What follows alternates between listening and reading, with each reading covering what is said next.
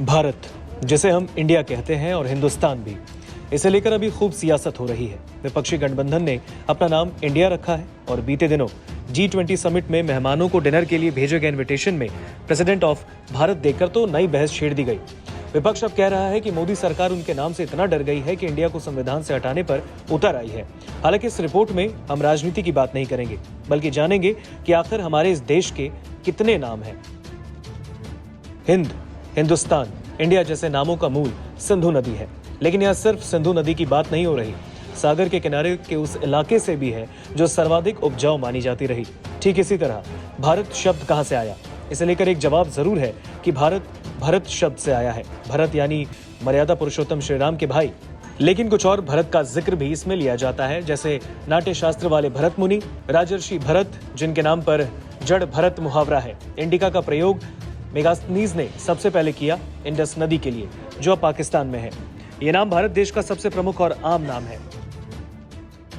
चलिए अब भारत के कुछ नाम और इसके पीछे की कहानी जानते हैं। भारत, ये नाम भारतवर्ष शब्द से निकलकर आया है। दूसरा, भारतवर्ष।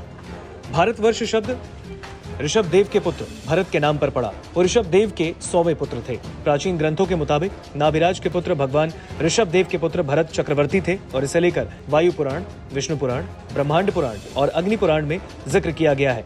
वहीं इस लेख का सबसे पुराना उपयोग भौगोलिक इकाई के रूप में हाथी गुफा शिलालेख में मिलता है। अजनाब वर्ष। भारत का पुराना नाम अजनाब वर्ष भी हुआ करता था, हालांकि बाद में इसका नाम भारत वर्ष पड़ गया। हिंदुस्तान। हिंदुस्तान नाम भारत देश का एक अनाधिकारिक नाम है, हालांकि कई किताबों और दस्तावेजों में इस शब्द का इस्तेमाल किया गया है। यह नाम फारसी और अरबी भाषा में प्रचलित हुआ। दिल्ली सल्तनत और मुगल काल के वक्त में शासक अपने प्रभुत्व को हिंदुस्तान नाम से ही बुलाते थे। जम्बूद्वीप। इस शब्द का उपयोग प्राचीन शास्त्रों में भारत के एक रूप में किया जाता था। भारतीय उपमहाद्वीप के बारे में बताने के लिए आज भी इस शब्द का इस्तेमाल इंडोनेशिया, बाली और थाईलैंड में किया जाता है। इसका अधिकांश भाग वर्तमान में एशिया माना जाता है। भारतखंड।